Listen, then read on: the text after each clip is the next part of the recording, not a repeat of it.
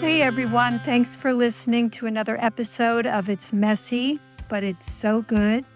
And we're the podcast that interviews captivating journeys of individuals following their passions amidst life challenges. And we have fascinating people with unfiltered stories who embrace chaos and navigate obstacles and transform in their pursuit of purpose and passion. And today, my guest is Beverly Braxton. And Beverly has been in Warwick, New York for quite a while, and she has profoundly impacted her community. And she started out as an Orange County mediator and later as an educator. And post-retirement, she founded Family Central to support families. She is always developing forums for community dialogue on various local issues and facilitates discussions on national controversies like the 1619 Project. Her latest initiative is We the People Warwick, which was established post-Capitol insurrection. And this organization focuses on promoting community unity and dialogue. Beverly's life really journeys so many highlights of a relentless pursuit of understanding life's purpose, leading to amazing, significant contributions in education, family support, and community building. So enjoy the show. Welcome, everyone, to It's Messy, but It's So Good. And today my guest is Beverly Braxton. And I know Beverly for many, many years. And she's a member of the community of Warwick, New York. And Beverly is a creator. Beverly is a community activist. And Beverly is an educator. And I'd love, Beverly, to know the beginning of your journey of really, you have a mission. You definitely have a mission. And first of all, what is your mission? That's a good question. I think my journey has been trying to uncover that mission or purpose. Like when I was a very young child, I had really big questions for a child. And I was often wondering, what is the purpose of life? What is the purpose of my life? And those answers didn't come easily. And at some point, I felt really lost because those questions seemed to be really important to me, and yet there were no answers. And I didn't find anybody else in my immediate surroundings as a child I was aware of were also holding those questions. But as I began to grow and develop and begin to respond to what I might learn about myself, I realized that there is something I'm uncovering about my life. And it has to do with I think my mission is sort of giving space to my own life, my own unfolding. Because as a child, I was so tight and fearful because my questions scared people. They didn't know how to respond to them. And then I took that to mean there was something wrong with me. And I'd lived internally for many years as a child. And I guess the more you pull inward, the more fearful you are of life. And so at some point I recognized that I had to begin to seek answers. And I began to read a lot of self-help, a lot of books about women, because I was both threatened. I felt threatened as a female and as a person of color. And I tried to understand why that was. And the more I read about, self-help books and things like that, the more I understood that I didn't fit neatly into what I was told my life had to be or should be. And I had to really carry the idea that I'm discovering myself as I go through my journey. That, and I will be given help. I mean, I felt like throughout my life, I've been given messages and directions, and I meet people. The only purpose of meeting them is to give me another direction or something else to be curious about. Mhm. So those are the nuggets that I think have saved me, is to be on the lookout, that there is a purpose. I am being supported. And I may not have the answer, but carrying the question is probably the most important thing I can do. Yeah. And so what I've learned too is that my freedom is tied up with my giving space to my own unfolding, but also I feel like creating that space for other people gives me great pleasure. And I feel that for so many of us, given the possibility to become who we truly are, our authentic self, it's very rare to be invited. And so that's what I keep learning about myself. I keep having to open myself to something new about myself and also give space to seeing what shows up in other people that not only I don't know is there, but they don't know is there. So, Yeah. Everything you said, I related very much to the childhood asking the questions. mhm. And what I found for myself is that I started to analyze a lot. And that kind of like you're trying to figure out the essence of the answer, but it's just not coming. And it's through what you were sharing through life, through your different kind of following that inside voice, that sometimes is hard to follow, but you certainly have followed it. And I wanted to go over some of the phases of your journey because you started out, I know, as a mediator Mhm. in 1973, and then you went into education. And was there something specific that drove you to becoming a teacher? In relating to, like, what you shared before, what was that spark for you? Well, when I became a mediator, I really didn't know. Most things I say yes to, I don't know. I don't know where they're leading me, but there's something like I was thinking about myself, and I was thinking one of the things when you start living on the inside for fear of revealing what your true thoughts are or who you really are, you live a world. Well, for me, I spent a lot of time observing and watching and pondering.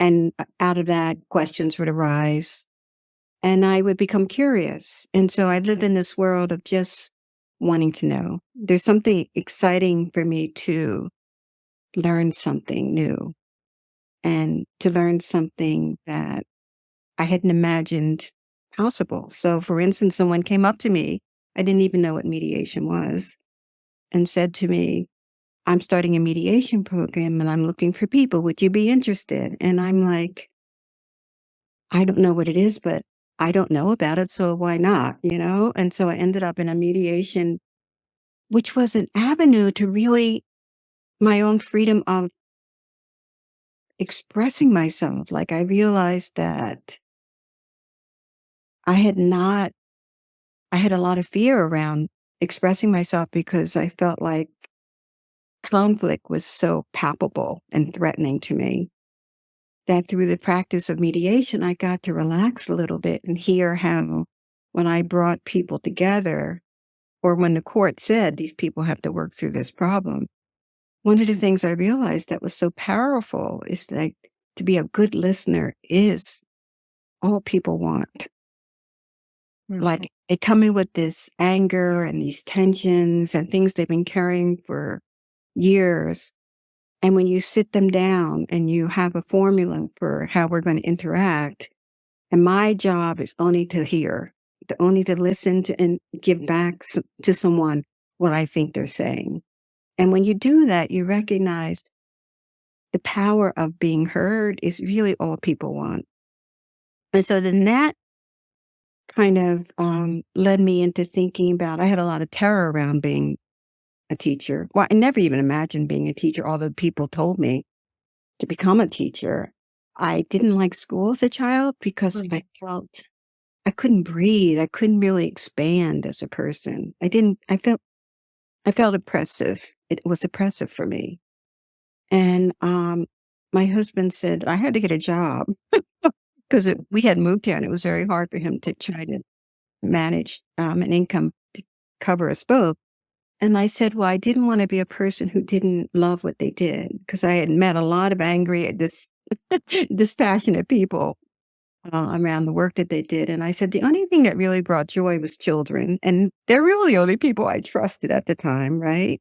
And so I ended up going to Empire State, which also was something that was an invitation for me to become the kind of teacher I wanted to be without the restrictive walls of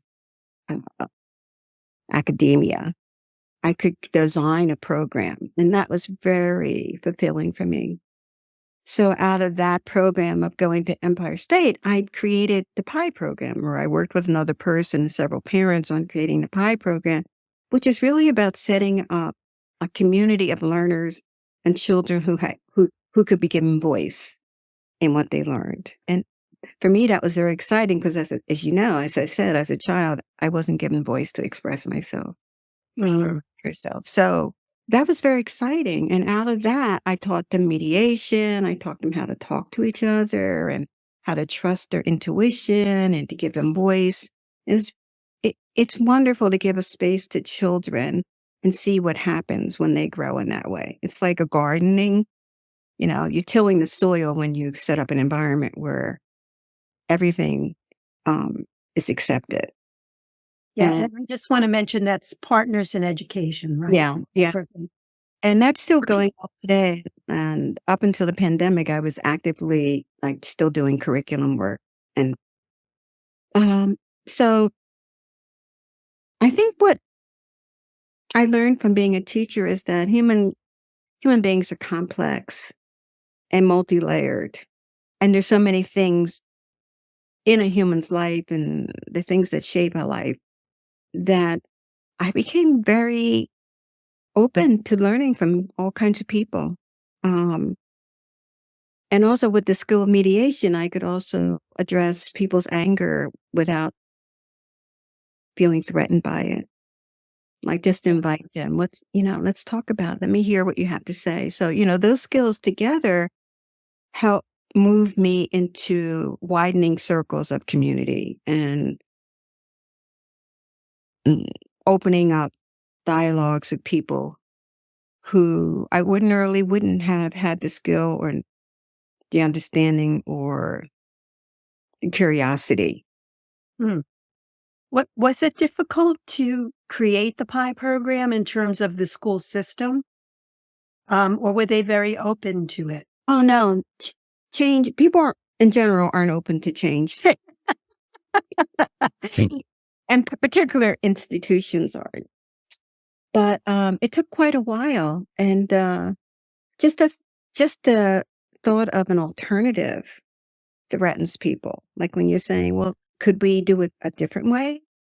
It's threatening because what it says to people, well, is there something wrong with what we're doing? And people get defensive.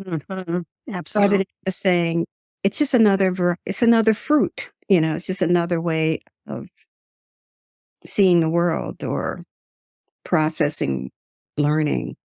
So it took a while. And some of the people who are engaged in that process are very thoughtful people, strategic people. And we just kept coming back and back and back to the school board. And then at one point, what happened was we got people on the school board to help support it. What became very important is that Pine Island was going to close. Pine Island is in Warwick. It's a small school out at the end of in Pine Island, which is kind of the outskirts of the village of Warwick. And they were threatening to close it. And it just seemed like this is the opportune time for them to put a probe, because the community, the Polish community, didn't want their, neighborhood school to close. And so the only solution that they could think of was putting more, classes out there. And the PI program was born as a result of that. Wow.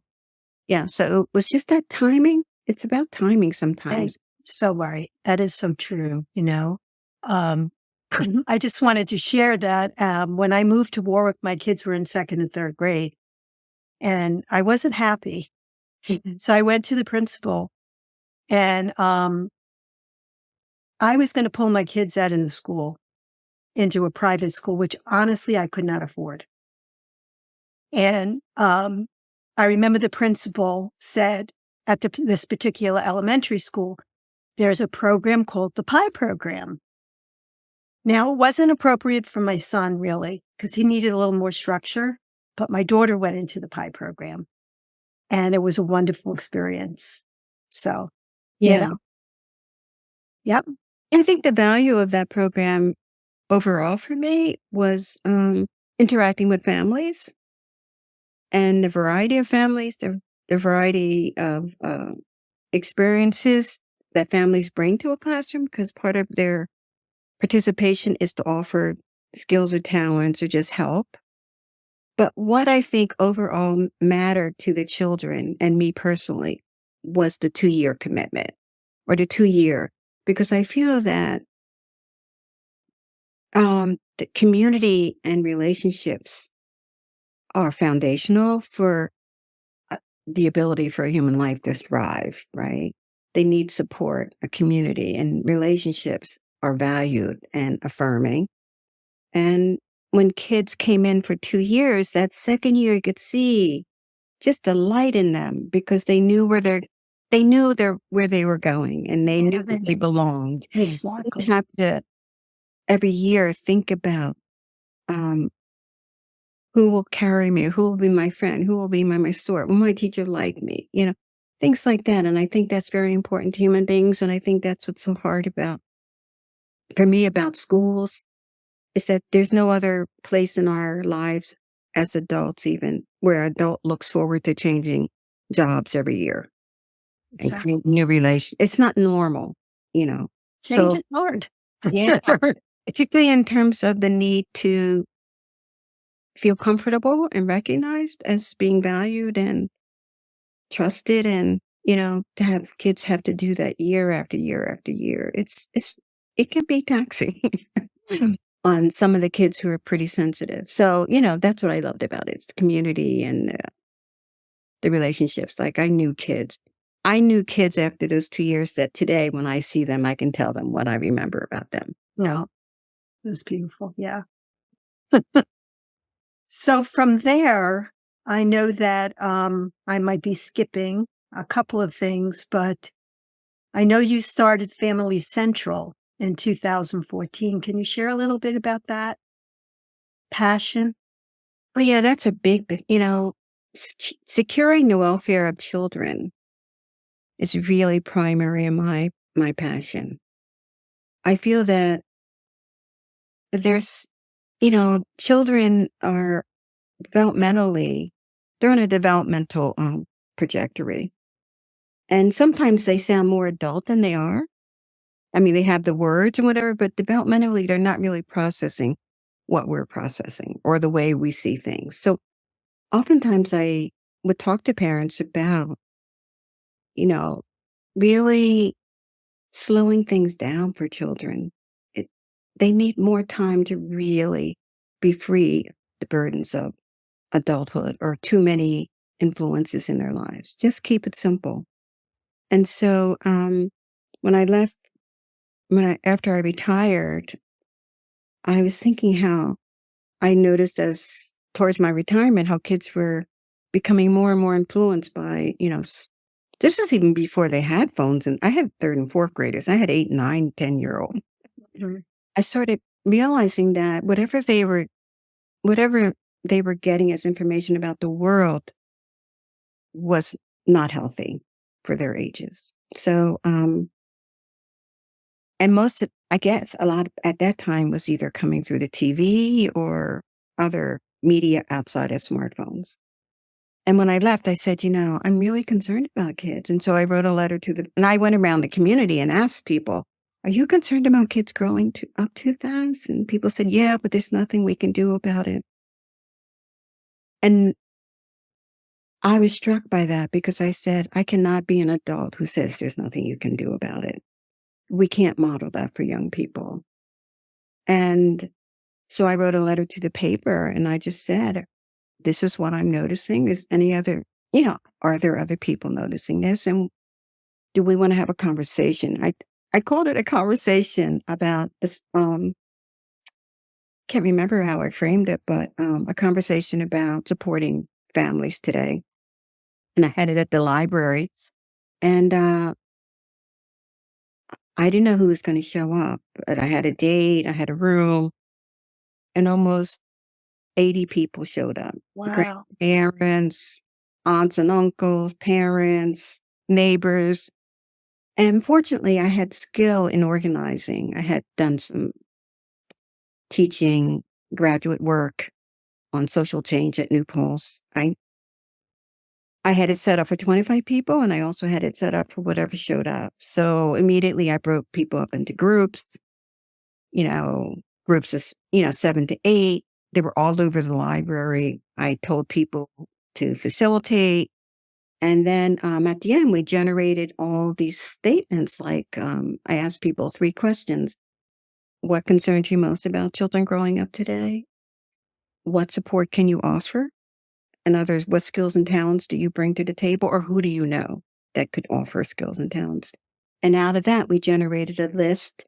And then I began taking that list and the names that were generated around support, calling people up, and we created what we call Family Central, which was offering parents all kinds of information and skill knowledge around child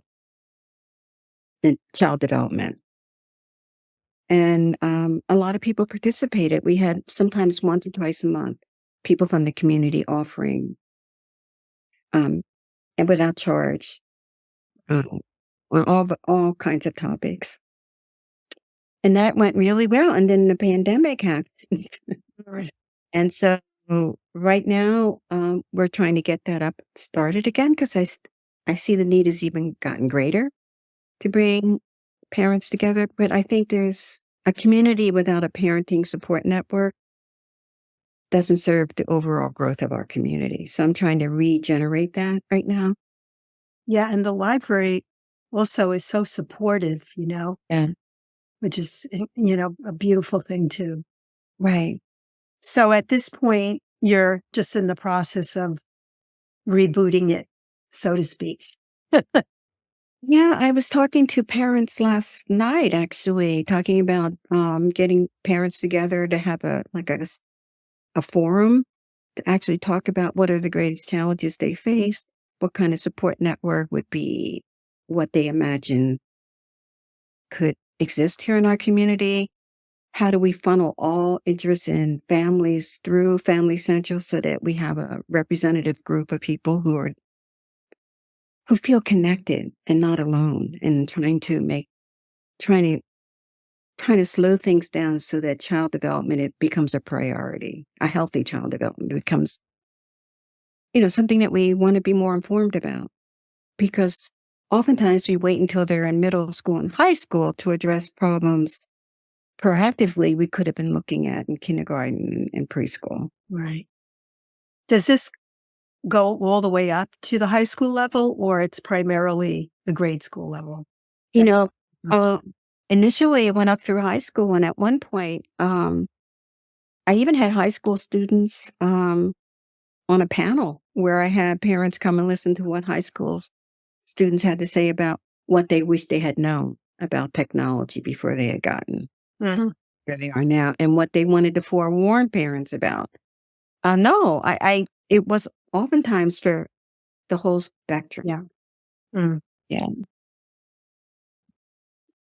So I wanted to talk a little bit about what you're currently very involved with, but you have been involved with since 2021, which is We the people of Warwick. Can you share a little bit about your inspiration for creating that and where you're at today with it? Um, I think even before that happened, I was concerned about the hidden kinds of frictions that are in Warwick, but only flare up when there's a national issue going around. You know, I've been living in Warwick for 50 years, and I always felt the tension around racism and that would show up periodically, the way things were framed or um, conversations, or not even conversations, but stuff that would show up in the paper that my lens would say, well, there's something not healthy here. Yeah. Whenever it would come up, nobody wanted to talk about it, And so when the blue line, and I don't know if you remember that, there was a blue line after the Black Lives Matter um, phrase came out, and there is this tension around, well, what does that mean? Is that threatening to police? Are we saying one group is more valued than another? There's a blue line painted down the middle of Railroad Avenue. I didn't even know what it meant, honestly. I was driving down, I'm like, am I supposed to understand what this is? Is this a traffic violation that I'm end up in? But I learned from looking at the paper, there's tensions around Black Lives Matter, the slogan, and Back the Blue. There was these tensions that seemed really, for me, very harsh and very threatening. And I felt like they had to be addressed in a more appropriate way. Like we have to have a conversation around this. And I remember writing the mayor about it and saying I have skill. Meanwhile, I didn't say after I took mediation, I took a slew of other kinds of um, trainings in conflict resolution. What do you call that? Nonviolent communication. So I had developed skill over time. And I just said, we have to figure out a different way to address these issues. This kind of stuff that ends up in a paper is it's so unhealthy that we have to move. We have to somehow come together as a community and talk about it. And I would be willing to offer my skills. And he responded positively. And a couple weeks after I wrote him, uh, he asked me to come down because there was a big conflict that he wanted help with to figure it out. And so out of that situation, I ended up doing workshops at the library called Bringing something about Warwick coming together. And I had a process by which I invited people who were interested in opening up these conversations around these conflicts and tensions to actually take a look at them. I had a process, and it was a 4-session process. And people were really relieved to actually begin talking about things like that. We didn't have answers, but we certainly needed to give the space to air the concerns. And then after that, I met with a couple people who said that one of the ways we could address conflict is by building connection. And so one of the things I thought about doing is I was real curious about the opioid epidemic and how I wasn't really paying attention to it, but some parent in our community wrote a letter back basically screaming, pay attention. This is very serious. I just lost my only child. And that man said that. I thought, wow, I'm going to bring the community together around that just to see what we know. What do we know about this? And what do we do about it? And so I created another big forum at the library. And one of the things that came out of that is that was the first time these various different groups. So this is the first time we actually talked across sector around something that impacts all of our lives. And that gave me a clue that even the police officer said, this is the first time I'm seeing as someone who also is human, who was also impacted by the opioid crisis, because I go out and find these people, right? Mm. So I realized that was a way in which I felt having these dialogues is really powerful and needed in community. So when the Capitol insurrection happened, that was another level of like dysfunction. And it was just so threatening, and so much stuff was happening around, and so many tensions, and almost the violence was so palpable. Yeah. And I said, I just can't sit here and not address it. I'm like, we have to figure out another way. And so I wrote on the letter. So I like to be public around my thinking. I don't want to just go to friends. I want to go out. I just want to throw it out in the universe. This is what I'm noticing. This is what I believe. I'm wondering if you are curious about this other way I imagine we could be as a community. So And you wrote that for the newspaper? yeah. Yeah. Yeah. Okay. Yeah, it's one of the first letters on our website for We the People Warwick. And I said, this is not one or two people showing up. This is all hands on deck. I'm just saying, I don't even know if anything can be done, but I'm not happy sitting doing nothing. And, 70 or 80 people showed up.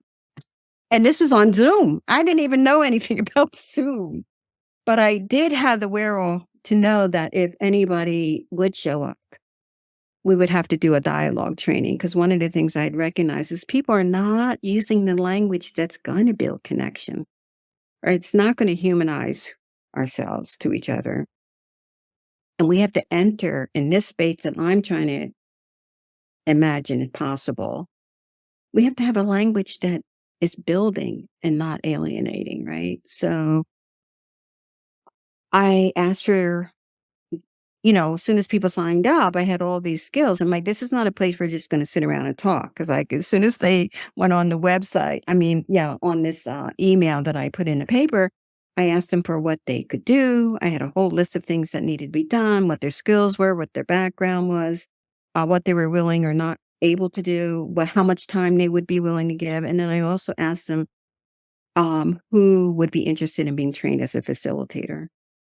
And in the process of that, I ended up, and people donated money. So I ended up finding people to train facilitators on Zoom. So if I ended up having 90 people, 12 of those people I had trained, and I wanted 2 people per group. So the groups are small. Remember, if you think back about 2 or 3 years ago, the language and the tensions are so great, people didn't even know how to have a conversation. So I wanted them in small groups, 6 to 8 people, 2 facilitators for each group. I had 2 groups at night. We had 4 groups, Monday through Thursday, and 2 on Saturday. And those facilitators were trained. And then out of that, if people wanted to continue, I asked them to think about what they imagined could be done in our community to build connection. And it would have to be something that would cross all sectors of the population. It couldn't be more favorable to one group than another. And so one of the things that came out of that is like, I'm a big radio person, so I had been listening to them all for many years. And I was saying, well, let's start with story share or storytelling, our personal lives. What are the stories that, are a part of our lived experience that we could then tell on stage or, in a platform where people came to listen. And we even even one of the members even created the term story share. And then we started that. We started thinking about, so that was one group that came out of the first session. The second time I did dialogue, because this is like the 5th time I'm going to be doing it this spring. Each time we come up with an idea of doing something in our community or making another inroad in a different direction. So out of the second group, we came up with mental illness out of the pandemic. We realized, although these issues of people feeling isolated and not needing or having the support they needed for healthy wellness, mental wellness, during the pandemic, we realized we were all on the same ground in terms of understanding what anxiety was and death and fear and anxiety. It's like we all were on common ground. And so it would be easier to begin talking about what showed up as a result of these experiences from the pandemic. And so I went out in the community again. And part of my process is that I'm a one-on-one person. I go out and meet someone and I interact with them and I pick up the kind of energy that they have and how it fits or angles into what it is that I envision is needed in the community. And then I make decisions based on that.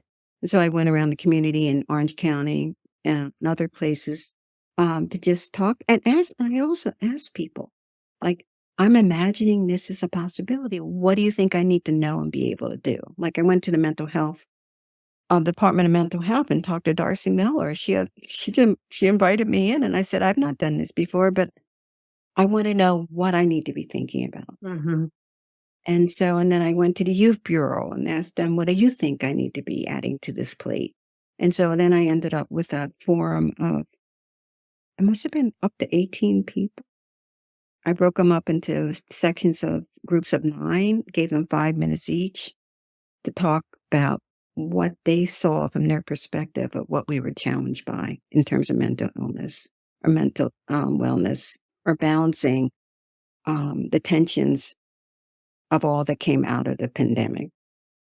And it was very powerful because it wasn't scripted. It wasn't like institutions showing up and performing. It was like people, I live this life. This is what I do. This is what I see. And even the police chief who was on the panel said, I'm really sorry to say this, but today I'm coming from a suicide of a mother who had 2 children. Wow. And so like it was really raw, and yet it was what is needed to really connect us, to really see Exactly. human beings, right?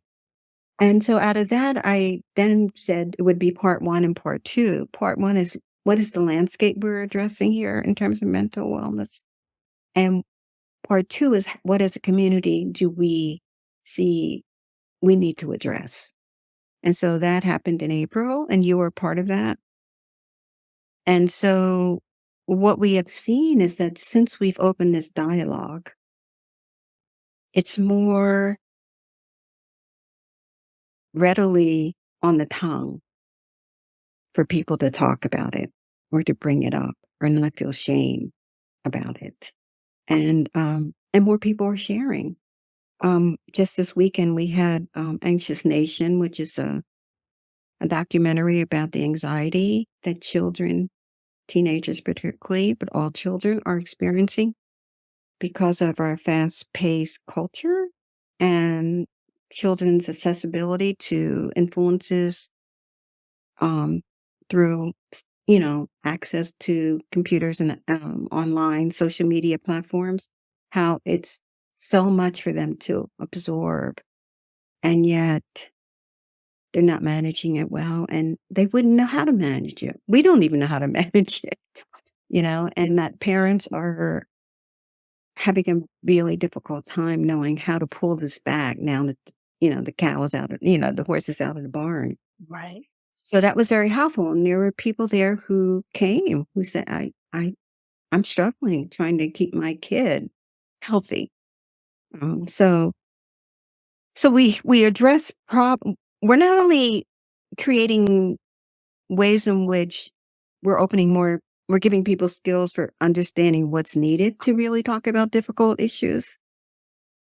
You have to see the complexity of what it is to be human, that because you disagree with a person on a particular point of view, it doesn't mean that whole person can be thrown out. Like you can't throw out a human life, and people are complex. It's not black or white, and the nuances are really important for us to recognize. And it gives us permission to be fully who we are. Right. So that's been very exciting, because even people who come together that I found who think that they're coming together to learn how to talk to the other, whoever the other is. I'm like, you are the other. Like whatever the other is in you. It's like, Yes. like and they don't get to see that right away, because I tell them, that you're making assumptions that everybody in this room, because they agree with you in this moment, agree with you in every moment.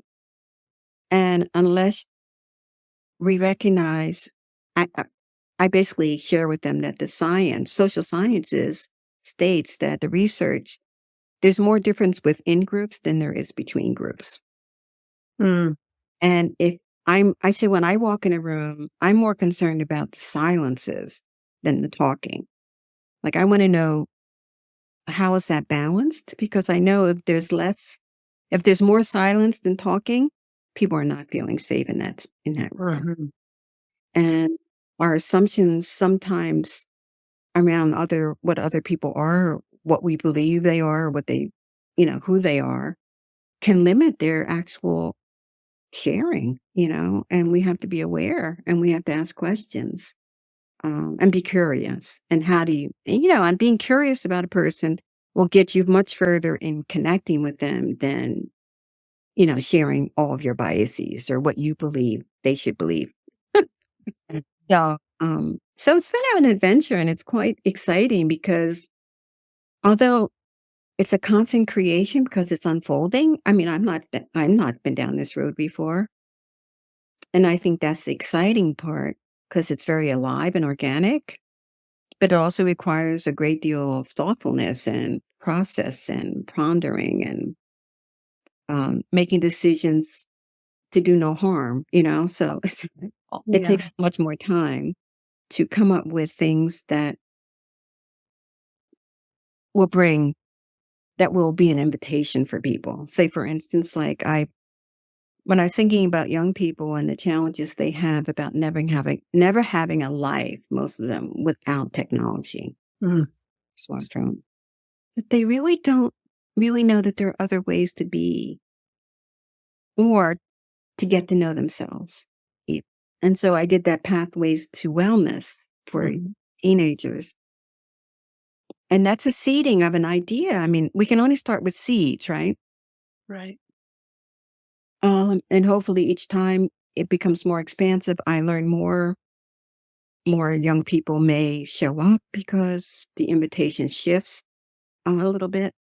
But we're now doing it but actually for that time, a number of adults were saying, but I'm not a teenager, but I really am needing what you're offering to teenagers. And I realized adults need it too.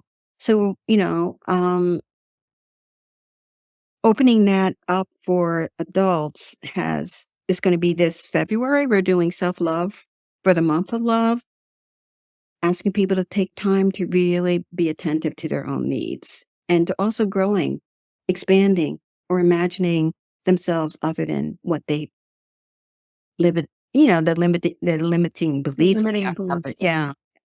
Yeah. And so, What vision? and what I've also found is that, and Fran, this is probably true, I'm sure you'll agree, that when I go around and talk to people about, there's a need in our community for what you do, would you be willing to share that? There are so many people who want to help, Yeah. haven't been asked. I don't even know that the invitation would be delightful to respond to. Do you know what I mean? So I think that's what I also see is that there's a need for everyone to be giving back to a community that they care about, and that they're healing, that everything that we have to contribute, whatever it is a part of the healing. Like I keep saying, we're the ones we're waiting for. And the government doesn't do this kind of stuff. Government is working on roads and trash. We have to do the ground building of connection, right?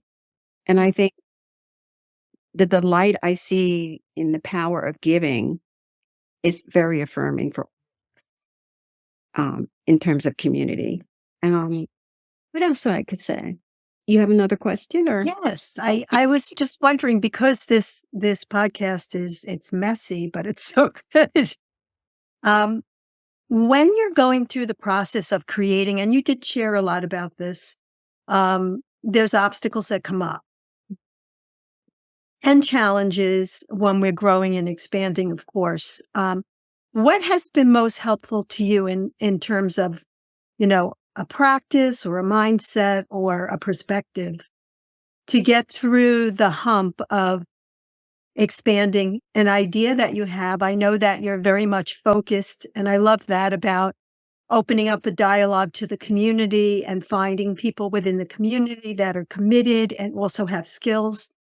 But how do you approach the times when, and this is very helpful to people listening that are looking to do things in their own communities, like what has been helpful to you to get through those humps?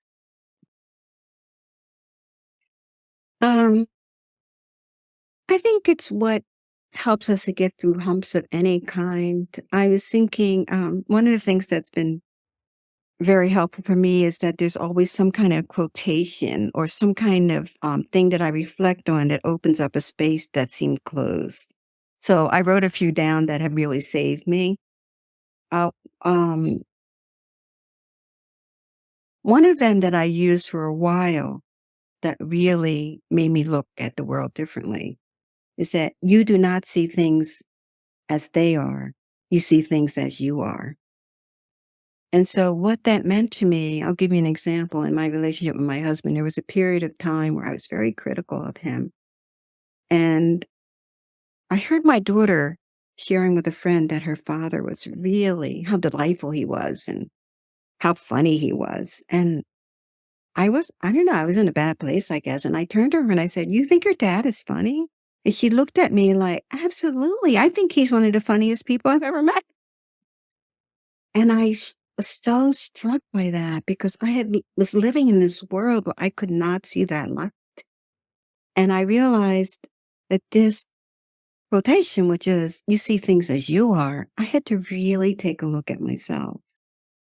And then when I began being curious about what in me prevents me from seeing the same thing she's seeing, light started opening. There's more light and space around the situation. I'll give you another example. When I was teaching in Warwick, I was one of the only Black teachers or identified Black teachers in the Warwick system. And it was very hard. I didn't even know how to explain it. It was in my bones that I felt out of place and misunderstood. And a lot of my point of view was blamed on my race. And it was very oppressive. And I felt like I wanted to give up teaching. And I had this other quote that said, not everything that is faced can be changed, but nothing can be changed until it is faced. And I realized out of that,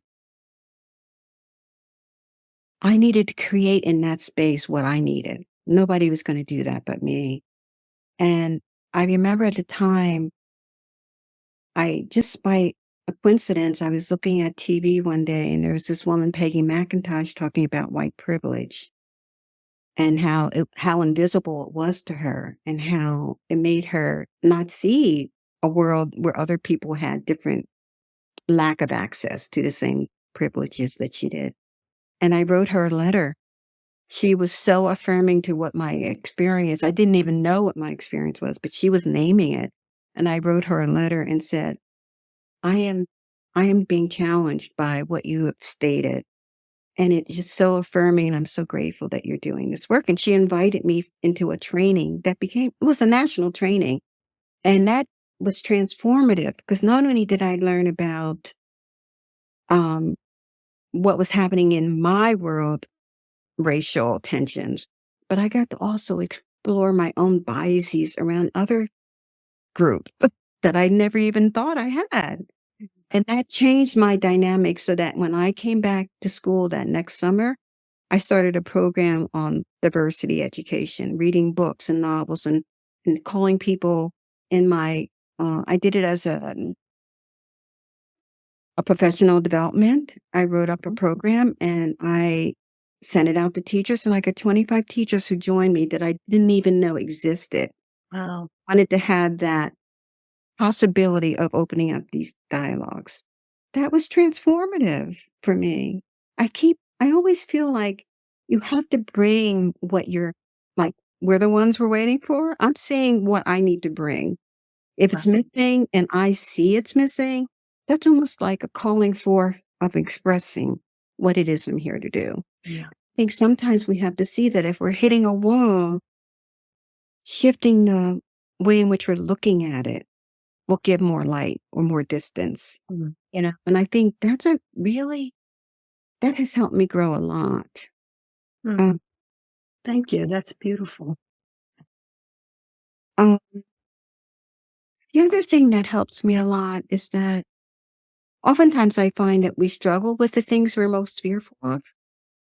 And the things that I also have been learning, the things I'm most fearful of are the things that call forth what it is that I have to address, right? And so when I was a child, violence was so terrifying to me, and I lived around it, and it was paralyzing, really. Mm. And and that's why I do the work I do now, because I feel like I have to address it. I can't run from it. I can't hide from it. I have to see what is in me that has an answer to it. And so this is another one that has saved me. If you bring forth what is within you, what you will bring forth will save you. If you do not bring forth what is within you, what you do not bring forth will destroy you. Mm. So when I was looking at the tensions in our community, the hatefulness, the inability to see another human being as valued, I could not live with myself unless I could not just walk away. And so if I did walk away, that's the destroying. I would just fill up that space with denial and the good things about what it is to be fearful. What shows up when you're fearful? You you withdraw. You become bitter. You become hateful. Angry. Yeah, Angry. right, right. So Yeah. I feel like things like that help me, and I also think people need to understand, and this is what my growing is, and this is what I tell young people. There, are- there, there's a need for us to be the light that wants to emerge. That there is light in each one of us. How do we feed that light? And we have to be as attentive to that as we do our diet, our nutritional diet. Starting this talk off with a meditation, bring yourself back to yourself. What is your intention? Coming back to ourselves is such a difficult thing for most people, but we have to get back there because it's the only thing that's going to save us. In other words, that's going to bring us joy and wholeness and authenticity. Yeah. And these are the things that we crave as human beings. And unless we're actively feeding that, through poem, like I love poems I wrote down some poem, John Donahue or David Wyatt or Hafiz or Rumi or Mary Oliver. Those things are like blessings. When I read those, I feel like, wow, my heart just sings. And I feel like if we're not doing the active investing in our own spirit, Right. those walls will appear more and more frequent that we feel like we can't get through. But with light around it, and the belief that the universe is supporting our deepest wish. I really do believe that the universe supports our deepest wish. If we're in touch with it, it shows up. Absolutely. I agree. This is very much related, but what would you say? And I know there's probably so many gifts, but for you personally, what has been the greatest gift of doing all of these programs and developing and being active in your community, and also reflecting on what is it that's going on within myself? And it must be going on with other people as well. And what has been the biggest gift in doing this work for you? Believing in people. And I feel like, and getting people to believe in themselves. Like, I really believe that based on my experience, using every opportunity to scatter joy, to remind people that even though there's clouds, there's a sun. There is a sun. And there is a universe sending you messages. And there are people who show up in your life. You may not be present to them, but they're reminders or they're little stuff. Like I have seen it again and again and again. It's all what you believe. Yeah. You believe it's not there, it won't be there. Nothing will open your heart if you don't believe it. So I used to tell kids in my class, whether you believe it or not, you're probably right. Mm. And if you believe it, it'll show up. If you don't believe it, it won't show up. So I think scattering joy, inspiring hope. People want, that's what I realized when I did the We the People, when I wrote that letter in the paper. I'm saying, I'm imagining a different world. People wanted hope. That's why they came out. They could not bear sitting there just in fear. They needed to do something. And I really believe that. I didn't even have an answer, but I said, if I call forth, they will come. Yeah. And then the other, and to share love, to just tell people that they're lovable and capable. Wow. And wow, I see so many wonderful things in you. And wow, I love what you said just now. Most people do not hear that. Yeah. Uh, and I always try to seek peace. And I love, what you were saying too is it's about first coming back home to oneself. Yeah. And really seeing what's my own biases, what are my own fears, what's going on within me. And then trying to transmute that energy, because it's not like getting rid of it. We're humans. We go through all different emotions and that's okay. But being honest and then coming back to a neutral point. So then you can respond to that person in a way that's going to move the communication along and open it up to what you want to create, as a community.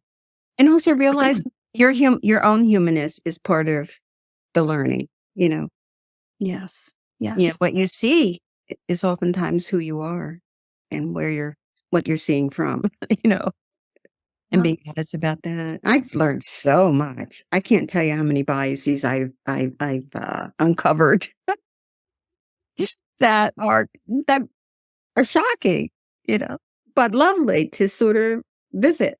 Say what? It's like the boogie lady, isn't that bad once you just take a look and you allow the diffusing of judgment, self-judgment, that's the thing that I think isolates people so much is judging themselves and, being afraid thinking that you're so different than the next person. And, yeah, and I think one of the things I'm learning, and I'm telling you, I still have so much growing to do. Don't The be more alone. the more I learn, the more I see I need to grow. But I was just thinking, being generous in terms of our own vulnerability, like being gracious about our own humanness, being able to hold ourselves, not beat ourselves up, but say, yeah, you're only human, Beverly. This is what it is to be human. Gives me the space also to see other people and give them grace. And I can't do it without recognizing my own vulnerability, and holding that so that I can then be in a space where other people can show up with their vulnerability, Right. Right. That's beautiful. So connected. We're so interconnected. Yeah. Thank you, Beverly. Mm. People can reach you over at we have wethepeoplewarwick.org. And you're also on Instagram at wethepeoplewarwick. Is there any other contact information that would be helpful for people, or is that the primary ways You to had the Gmail? You gave them the Gmail to contact me? No, I don't have the Gmail. Oh, yeah. It would be wethepeoplewarwick@gmail.com. If you have questions, in the future, in March, I'm going to be doing a new dialogue circle, a series. We're going to try to do it in 2 days as opposed to 4 sessions over the month. We're preparing for things that we're going to be doing, story share and a day in a life. We have a number of programs and they're all on our website and our newsletter. If you'd like to learn more about us, go to our website or email me. I could send you our latest January newsletter. Shit. That's quite Almost February. oh my gosh. I guess that's all I could say. And please don't hesitate if you have a question.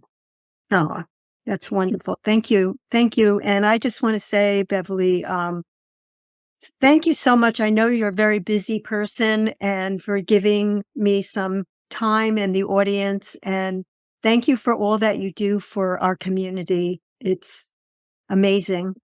And I love you, and I really appreciate you. And so do so many people. Thank you so much. My own, I think I do all this work because it's a need that I have to grow. It's the way I grow. So, yes. Thank you. And I love how that really came forth from the beginning of our conversation all the way to the end. And it's like that inquisitive part of you and the need to connect with people when you see things that are just not the way we want to function and live in this world. But, we really appreciate your energy and your inspiration. So thank you. Thank you so much. Okay. See you soon. Hi, everyone. Thank you so much for listening to another episode of It's Messy, but It's So Good. And I want to thank my guest today, Beverly Braxton. Beverly, thank you so much for your vulnerability. You're so inspiring for all you do for our community. A little bit about what we focused on today was Beverly's early life and quest for purpose, her path to mediation, and launching the PI program in the Warwick school system, establishing Family Central, which focused on providing child development resources to parents, and founding We the People. We the People responded to local racial tensions and national events. It initiates community dialogues, trains facilitators, and leads small groups, and develops community projects. Beverly also talked a lot about her philosophy and her influence, and she emphasized the power of vulnerability and believing in others. You can contact We the People. Their website is wethepeoplewarwick.org, Instagram, We the People Warwick, and email wethepeoplewarwick@gmail.com. Please feel free to reach out to Beverly with any feedback or questions. And we so appreciate you listening to the podcast. If you think someone would benefit from listening to this episode or any other episode, please share the podcast, follow us, and take the time. Just takes a few seconds to give us a 5-star review so we can get pushed out there in the podcast world, out into the ethers, and reach more people. Again, thank you so much for listening, and thank you, Beverly. We'll see you next time.